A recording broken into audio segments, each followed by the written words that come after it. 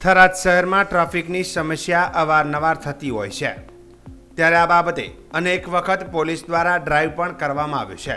ત્યારે આજરોજ થરાદની મુખ્ય બજારમાં પોલીસની પ્લેટ રાખેલ ગાડી ચાલકે બજારમાં વચ્ચે ગાડી મૂકી ટ્રાફિક જામ કર્યો હતો।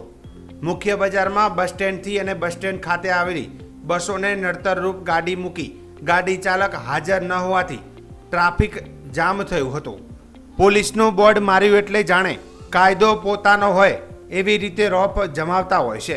ગાડીમાં બોર્ડ રાખી શહેરમાં રોપ જમાવવા આવા શખ્સોને ગાડી નંબર પ્લેટના આધારે જેમ જનતાને દંડની કાર્યવાહી કરવામાં આવે છે, તેવી જ રીતે આ લોકો સામે થરાદ પોલીસ સ્ટેશનના ઉચ્ચ અધિકારી કાયદેસરની કાર્યવાહી કરી કાયદાનો પાઠ ભણાવે તેવી લોકોમાં માંગ ઉઠવા પામી છે।